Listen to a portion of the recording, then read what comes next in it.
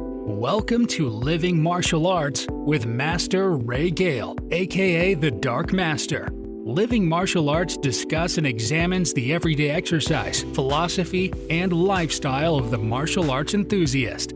The host talks about his own training, past and present, and he also interviews many martial artists to discover how they continue to live their own martial arts journey. Tune in for top tips on how to get the best out of your martial art. Or perhaps you're thinking of starting a martial art. This podcast offers you an easy way to dip your toe in. Sign up for the newsletter at livingmartialarts.com and get regular updates and training tips direct to your inbox. Follow the Dark Master on Twitter, YouTube, and Instagram at Living Martial Arts.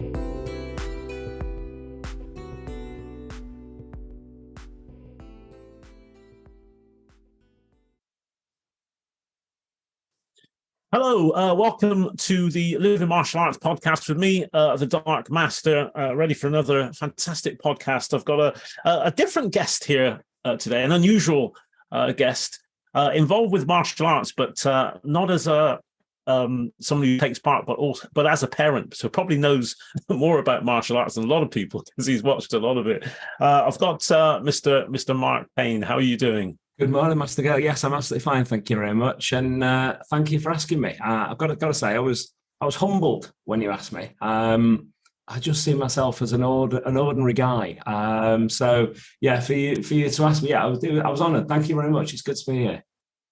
Well, I think really that's the main thing. It's I often say to people about myself in Taekwondo. It's the old adage of, I'm an 8th degree, but it's really, I've never given up. And I'm, and maybe this is a good sort of segue into your story, really, about not giving up on things. I just think this is interesting because to me, it shows, a certain mindset when you get into a situation where you have some bad news or it's not good for you. What are you going to do? What are you going to do about it? Are you going to sit back and let it take you over, or are you going to challenge it and say, no, you're not going to beat me? And I think that's what I can see in your story, really. So, without further ado, you mentioned, and some people that know you will know that you had a heart incident. Let's call it that. But perhaps you can tell us a little bit more about what happened and fair enough. Like I said in the past, I'm an open book, so no secrets. Happy to share. Yeah. 4th of December 2018 was, I'm not going to call it a life-changing moment, but it changed my life. I had a heart attack. It wasn't your classic clasp the chest and fall to the ground, need the ambulance. It was just a very tight feeling in the chest that I'd had for about 6 hours. And it was actually Tracy, my wife, that talked me into going to A&E. I was actually all set to go off to a meeting about 100 miles away. I was going to crack on, just sort of pull the muscle, getting the Christmas decorations down. Fast forward 4 or 5 hours. Yes, I've had a heart attack, and I'm laying in a hospital bed, covered in wires, recovering, being the proud owner of 2 stents. Thinking, oh crikey, my life is over. Sorry, that was the second thought. Oh crikey, my life is over. The first thought was, right, let's get the policies out and see how much I can claim. But so we'll lay there and okay, how does life go forward? And it does make you reassess, I have to say. Came out of hospital 36 hours later, unbelievably tired, can't do anything for a good fortnight. I couldn't get past 8 o'clock in the evening without going to bed, but then finally started to get stronger and stronger and actually started walking, which is something that the consultant recommended, only 100 yards at a time because that's all I could manage, and then slowly built it up to walking about 3 miles a day or every other day. I'm fortunate, I'm not sure that's the word, fortunate is where we live because it's quite hilly, so I could really towards the latter months start to really give it the beans and get a good sweat on while I was walking. I found that really beneficial, both for obviously my health, helped me lose some weight, but also my mental health as well. It was good mind clearer. Just to interject slightly there, it's really interesting. I've been the other thing that I do. I know we were talking off camera, talking about my guitar playing, which I love to do. The other thing that I love to do is to read, and Right. I was reading. I've just finished a book called Built to Move. Right. Really good American guy, and he was talking about fantastic benefits of walking. Right. And it really, really good. And he was going into some detail about, the fact why humans walk and what it does for you. Yeah. And he was talking about the mental effects on your brain, also what it does for your body, and so on. And it is one thing that I do. I usually walk around my green gym. After I finish my training, I walk around there and just try and sort of take in the fresh air and all that type of thing. But it was a really, really good book. So what you're saying there really resonates to me at this moment, because I've literally just finished it a couple of days ago. Yeah, And absolutely. I felt it made a difference to me. Historically, my sporting prowess has been that I haven't had any. I was always the worst at everything. Last we picked up football at school, 2 left feet, call it what you will. The only thing I was ever an averagely good amateur at was cycling. And that was in my mid-teens to my probably mid-20s. And I used to ride for a club in Manchester, Stretford Wheelers. We road raced, we time trialed. There was a good bunch of half a dozen of us, and we grew a very tight bond. And that was a brilliant sport, and I was fit as a fiddle. Fast forward to my mid-20s, married life, change of job, and that sort of slowly waned to a complete stop. And then I basically hardly ever exercised until I had my heart attack. So put the pieces together, there's no surprise there. But certainly when I started walking, absolutely massive difference to me physically and mentally as well. It made me stop and think. Let's put it that way around.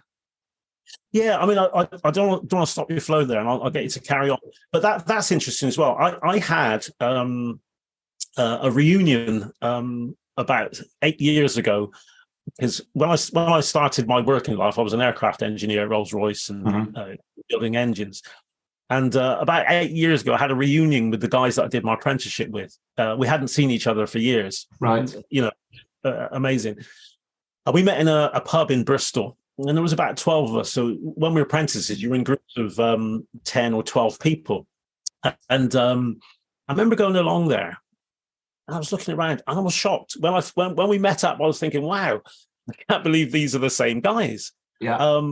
And they said to me, he said, "Oh, crikey, you haven't changed. What have you been doing?" I went, "Well, martial arts, what I've always done. Yeah. That's what I do." And they knew this, because at Rolls-Royce, I mean, I used to run to work. I used to skip in my lunchtime, run home. They used to invite me to parties. I said, "No, I can't come. I'm training." They go, "Come on, you can night off." I said, "No, I can. I really can." So, but it was obvious that they'd sat down for 30 odd years and done very little. There was one guy actually who was still playing competitive sport, a really good rugby player. Right. And he was quite fit.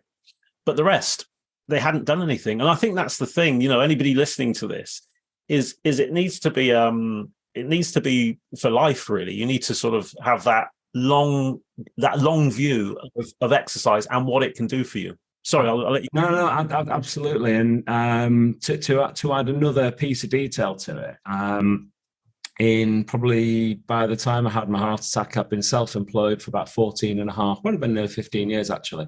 And the job basically was 70 hours a week, 35,000 miles a year in the car. So it's no excuse.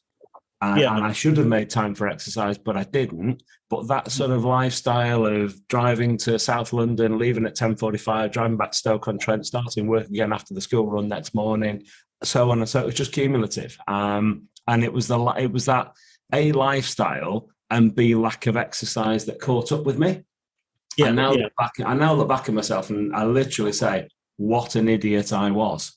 It was all self-inflicted. There's nobody else to blame it on. It was all on me. It's on my shoulders. I'm from that generation that believes you made a mistake. You stick your hand up, sort of thing, and it was all on me. But what the heart attack did do is give me chance to reanalyze what I was doing, Yeah. From a job perspective, within 3 weeks after I went back to work in the January, I was back at the same rate of knots, and I realised it was going to kill me if I wasn't careful. And I can still picture it to this day, seeing Ollie's face at the bottom of the hospital bed when they brought me back from theatre after the 2 stents will stay with me for life. And that is never, ever, ever going to happen again if I can do anything about it. And that was the sort of spur. So the next step really, I guess, was September 19. So we're talking 9 months after the heart attack.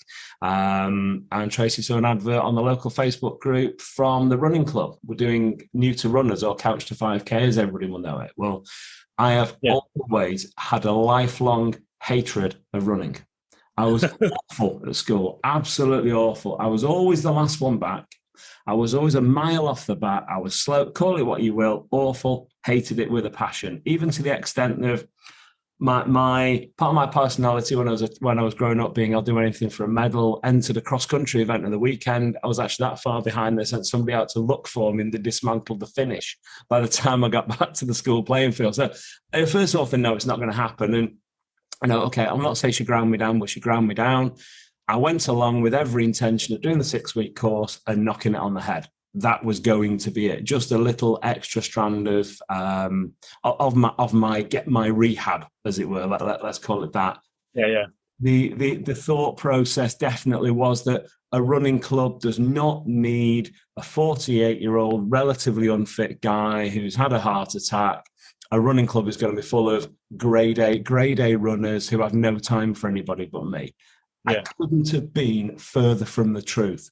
A fantastic, supportive, mixed group of people who I couldn't wish for as better friends, I have to say. And it was literally the encouragement, the friendship, the keeping tabs on you even over a weekend when you weren't meeting up with the club, see how you were doing, how your runs had gone, etc. That actually spurred me on to carry on with the club and joining the club runs twice a week on a Tuesday and Thursday. And that was where my love of running started, and also where my severe regret from the years before that I wish I'd done this 20 years ago came from. But you can't live your life with regrets. You have to go, okay, let's go forward. So fast forward since then, I've done a lot of club running. Averaged about 700, 800 miles a year. Started off doing park runs as my first race, in inverted commas. Again, brilliantly supportive, fantastic events. Moved on to 10Ks, loads of them. Last year, I did 3 half marathons, a flat one in Manchester, a really hilly one around Coniston in the Lake District, and then a very hilly one around Dromfield in Derbyshire with Mr. Hubbock's wife, with her running club, as to go along and support. And man, how I got around that, I have no idea. It was unbelievably hard, but I signed up for it again for this year.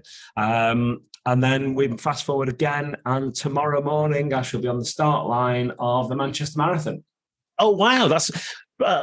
Do you know? I'm just trying to. I'm going to need to phone up my eldest son because he's a big marathon runner. I don't know whether he's doing one. He was doing. I haven't seen it for. This is what right when he got older children, but I haven't seen it for a little while. But he was. He's been around the country doing marathons. He did the Great North Run, and he's done all the big ones, as you say. I don't know. I'll need to contact him. It's really interesting because. I'm actually the other way around. Now, I used to be a really good runner. In cross country, I won cross country 5 years in a row every year at school at my age. I loved it. And in fact, when I started Taekwondo, I used to go and call for my colleague, Master O. Right, come on, we're running around the park. And he hated it. He absolutely hated it. And I used to run around the park and I literally used to lap him. I used to sort of do 10 times around the park and he'd be on 3, something like that. He'd go, I can't do it anymore. And I go, come on, you can. I always knew I had something in common with Master O. but I loved it. But I actually, because of a couple of things, I had a hip operation about 15 years ago. I still run, but I sprint. I do sprints. Okay. I do circuit sprints, and I'll in my green gym. I'll sprint the length of the football pitch, and I'll I'll run back, and that takes the constant sort of grind off my hip. So yeah, I mean, I do that, but I do it in a very different way, and more for sort of speed and acceleration type of thing. Mm-hmm. But I think the thing is that it's an interesting thing, because sometimes you need something to say, to give you a warning, to say, this is a warning. Okay, you got two choices now. You either slip back into what you're doing, or you can push yourself forwards and actually improve your life, improve your health. So that and that's I think that's quite tough. I mean, fair play to you for doing that, because I don't think a lot of people would do it. I really don't. I don't hold myself out as the shining example, etc. I'm just Mark Payne, the average guy who just wants to be nice to everybody and friends with everybody. And it was the mere fact of friendship being extended in my direction by 30, 40 people who I've lived around for 20 plus years, but never actually tripped across, or if I had, I wouldn't have recognized them in the high street. And the friendship that was offered was second to none. It really was. And that was the thing that I wasn't in a low state. I was sort of at this crossroads in my life, but I was determined to get some sort of fitness back. And in my world, it was always going to be walking. It was never going to be running. It was never going to be any sort of other sport, because although I love cycling, it takes up too much time in terms of, it's pretty much a full day out on a Sunday, which my Sundays are generally otherwise engaged in other activities that start with a P and end in a humour. So I would never have thought of running at all. It was literally that friendship and support. And boy, am I glad I took it back on. The only thing I had to check, and you get this as a matter of course after a heart attack, is 3 months after you get a scan. And I was really fortunate. I've still got 100% heart function. So I thank, I'm grateful for that. And that allowed me to go forward with a clear mind, essentially, that, I've taken that warning. I've got a fresh start. It's time to do something with it and pick it up and literally, pardon the pun, is run with it. Well, I think there's a couple of, certainly one important thing, many important things you said there, but one I'd like to highlight, because I think that tends to cross over into, martial arts that I'm part of and anything like that, the guitar groups that I belong to. And it's that friendship, isn't it? It's that camaraderie of other people. And often, I've been asked by people, how comes you've kept going in Taekwondo for, nearly 44 years? And I said, to be honest, maybe the friendships. Yeah. I remember many, many moons ago, this is going back in the 80s. Master Opera and I have been friends since we were little kids. And I truly consider him a brother. And he came up and said, his brother actually got a job on a cruise liner, taking photographs. His brother was a photographer. Okay. And eventually ended up in Australia. His brother got him the same job on a cruise liner.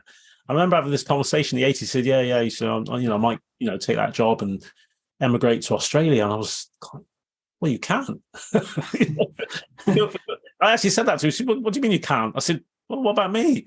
I said, you can't do that. Anyway, we had this. I said, what about Taekwondo? What about, because we had a school at the time, our first school together, Bath. And if you ask him, he said one of the reasons was because of that. I kept on. Well, you can't leave. I said, if you go, I'm giving up. Yeah. I had to blackmail him into staying.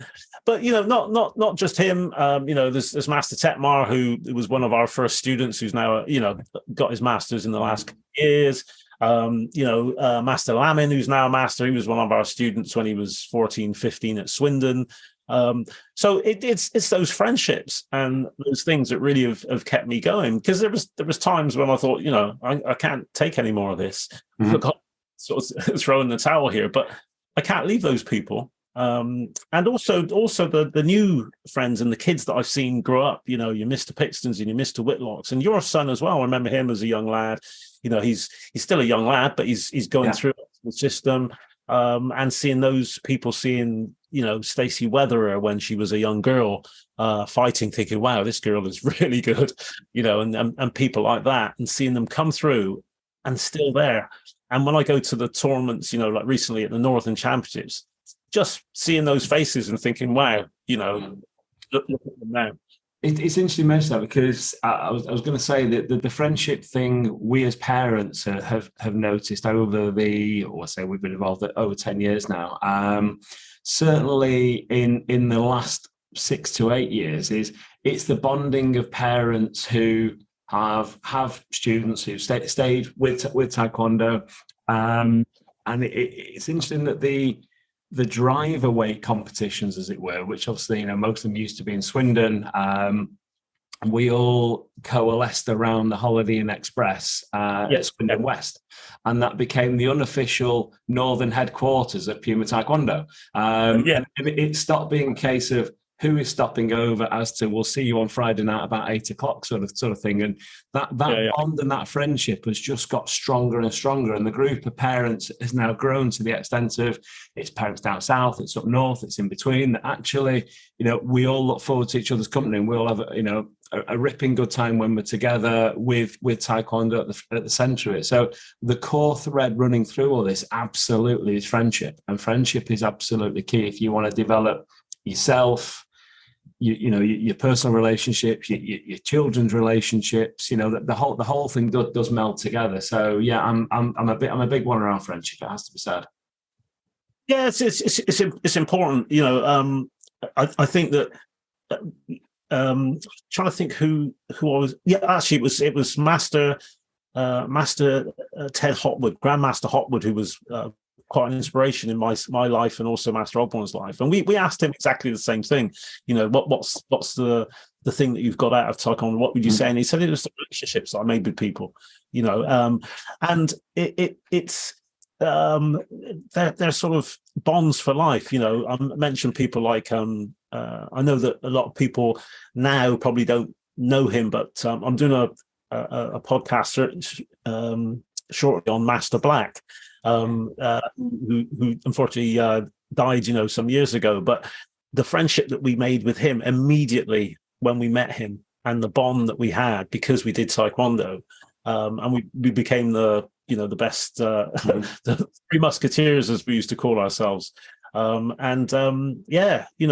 miss him to this day. But that friendship was really important. And also, I would say, for anybody listening to this, we've sort of gone off track slightly, but anybody listen to this, the people that, I competed against, and we were on the floor together, and I'm still friends with those people, and we still, connect through Facebook, and, tell each other that they lost and we won, and Beth was by us and all that sort of stuff, but in a nice way, in a smiley way.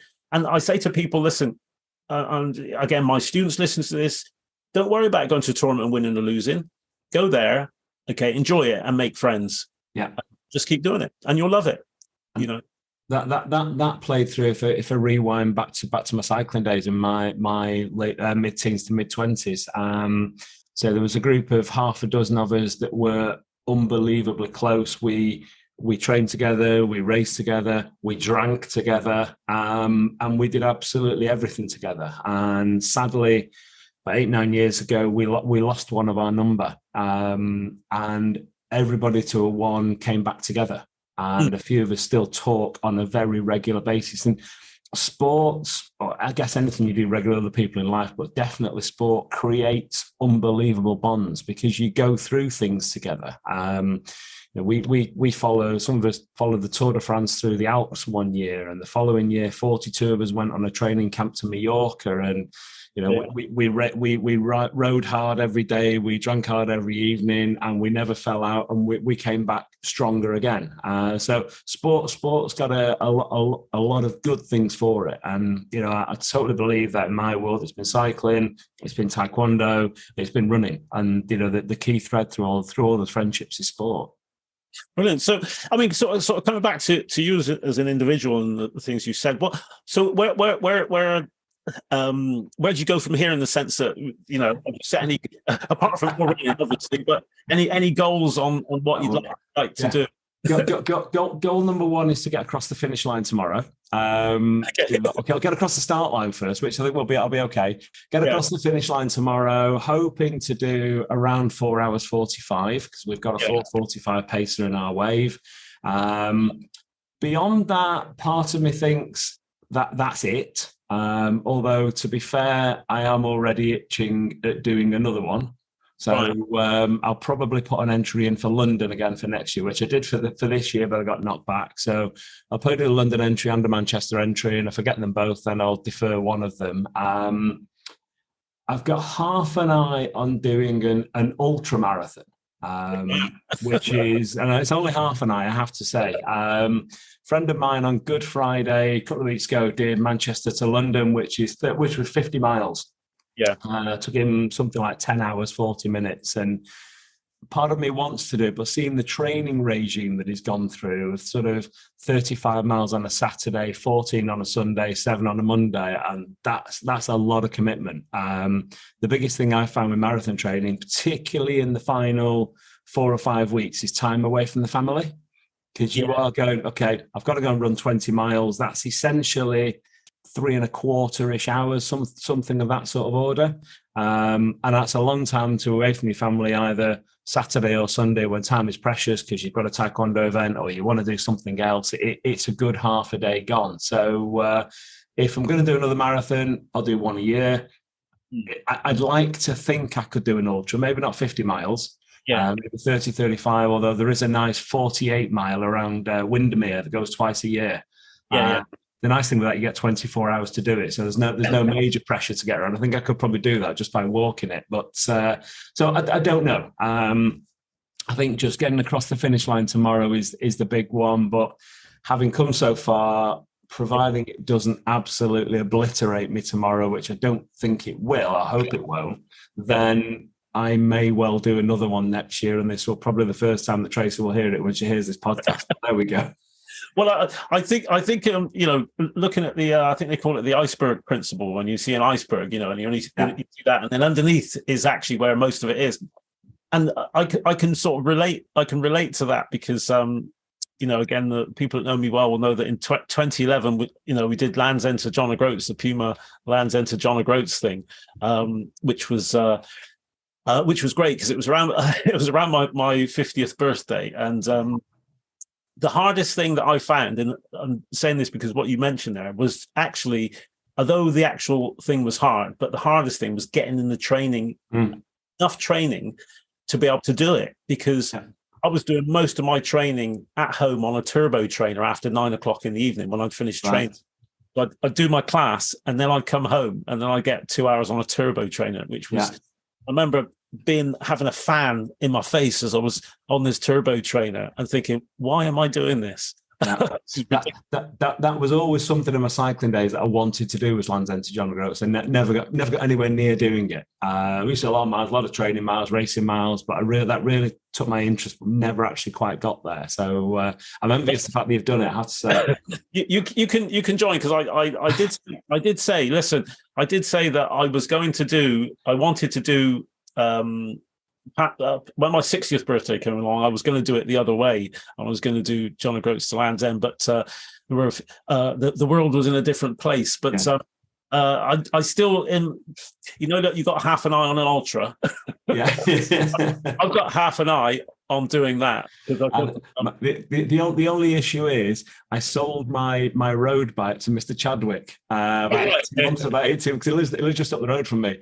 About 18 months ago for his daughter who's doing triathlons, and I wasn't using it. It was perfect size for her, so so I'll have to say, I'm going to struggle. Well, I've sold mine as well. I sold it in 2020 when I moved house, and I was a bit like thinking, I thought, what? If I need it, I'll get another one. But I don't know. I'll see how it goes. But I know what you mean, because during that time when I was training for it, it was really tough to actually get enough hours in. And I remember doing a 100 miler, doing Bath to London. They were doing a sportive. I thought, I'll try that one and see how it goes, because I was sort of a third into my training. And I remember doing that thinking, oh my God, And that's actually along the A4. It's quite a flat route. It's not Yeah. it's not hilly at all.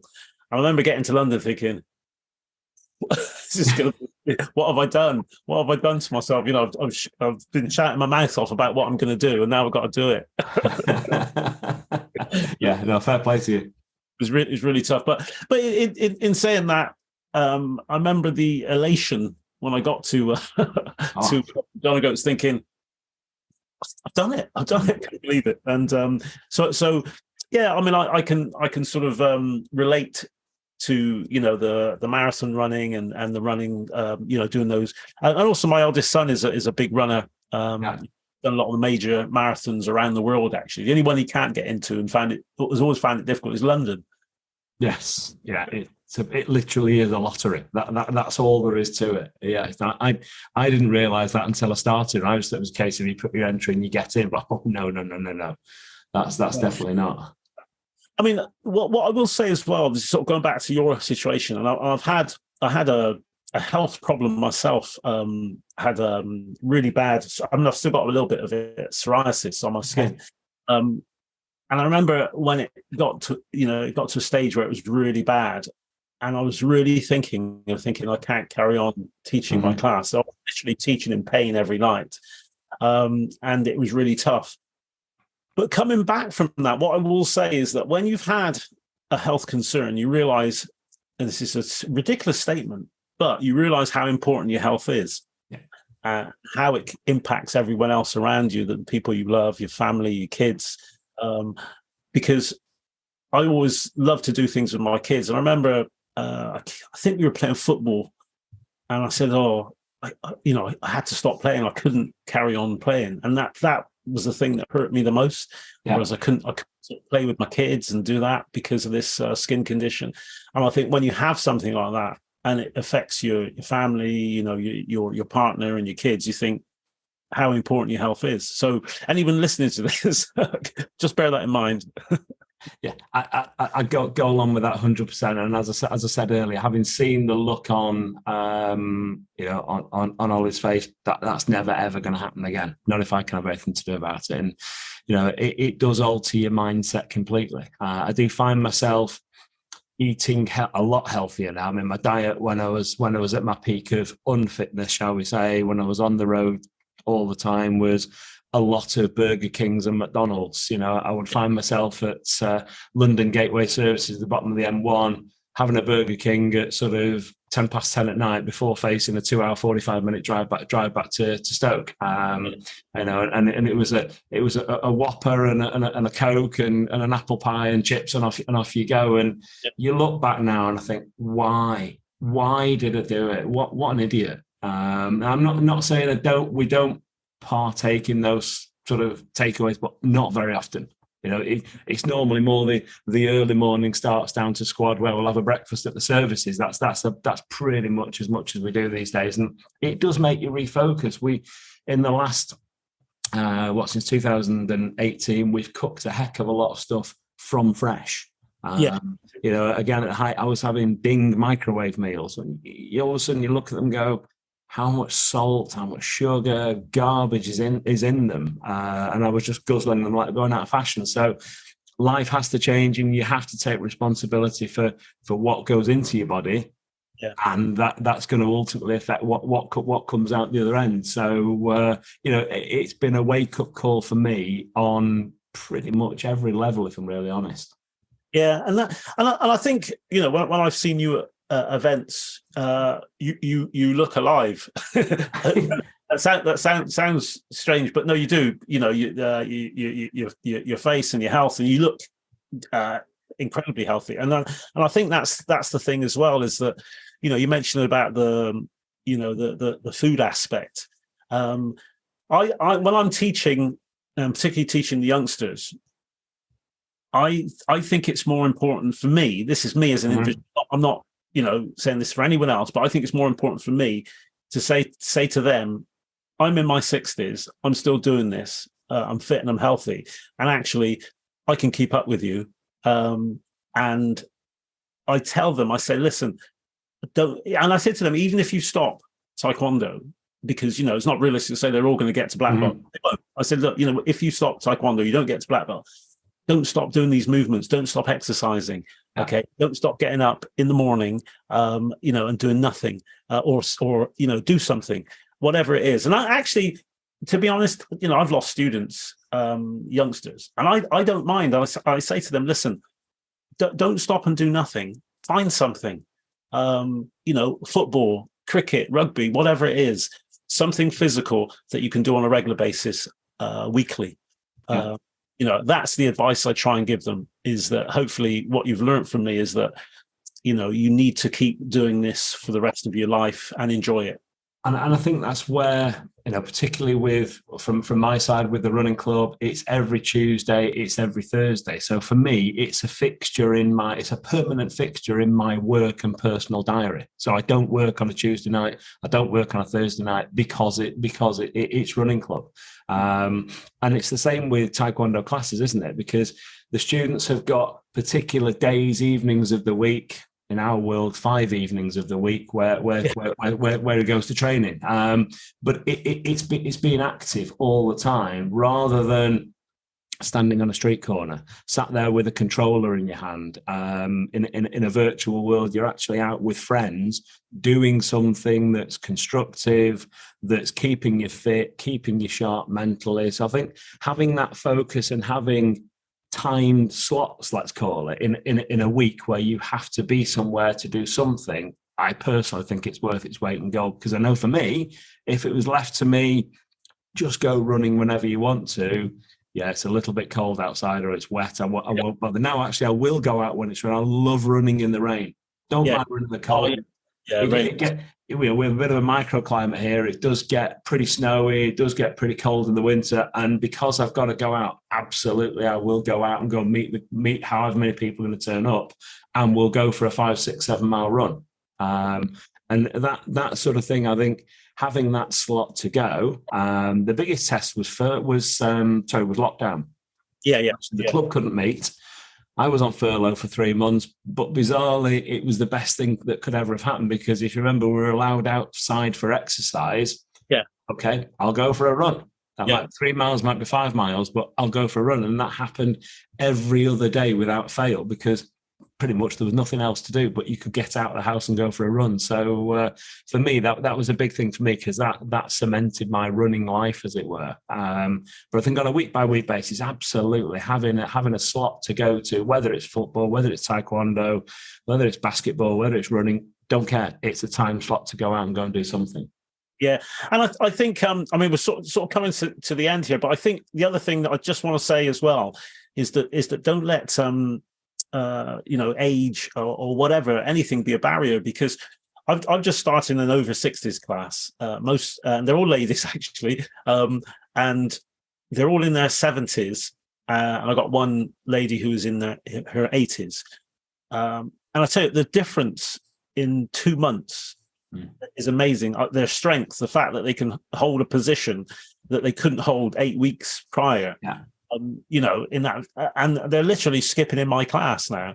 They've and they keep saying, oh, even during the period we just had the holiday period, said, oh yeah, are you still doing the class? I said, yeah. Oh great. Oh, I don't want to miss my class. But the other thing that I've noticed is that, again, they formed friendships as well already. And at the end of the class, you go, oh, you coming next week? Oh, do you fancy a cup of coffee? And stuff like that. And they've immediately formed friendships, because they're all in it together. And I tell you what, they're absolutely loving it. And the best thing is what I see with them. I look at them and think, wow, the difference that I'm making, and that makes me feel good as well. Yeah, and so you should. I remember seeing those ladies, if it's the same one we're talking about, at the presentation evening. What a fantastic group of ladies they came across as. It has to be said, and it was hats off to them, round of applause, fair play. If I'm still doing something at their age, I'll be a happy bunny. It has to be said. Yeah, no, it's great. Well, hey, listen, I want to. We're sort of coming to the end, but I sincerely want to thank you for this. And perhaps we can just before you go, we can talk afterwards. I like to sort of talk a little bit again, just off audio. But I just want to say thank you very much for agreeing to do this. I hope that those that are listening, take something from this in the sense that, look after your health. Look after your health, because your health is so important. And if you have got a health problem, time to start to fix it is now. Is get doing it now. There's so many things out there. You don't have to do martial arts. You don't have to run. You don't have to cycle. You can skip. You can go on a trampoline. You can lift some weights. Or literally, the best thing is you can go out and walk, as you mentioned, which doesn't take any, doesn't cost. You can get out there and in normal clothing, don't have to have sports clothing. You can just go and walk and enjoy the scenery out there as well. But I just want to say thank you, really, for taking the time to do this. And I'm sure a lot of people appreciate it. Again, thank you for asking me. Really, really appreciate it. It's been good to talk. And if anybody takes anything and takes up walking, sport, running, whatever the case might be, then absolutely it's been worthwhile. But I can hopefully tell I'm a decent advocate for it, has to be said. Well, thank you very much. This is me signing off from my Living Martial Arts podcast. Thank you again to Mark Payne, and hopefully I'll catch up with you soon on the podcast or at one of the Payne events. Thank you.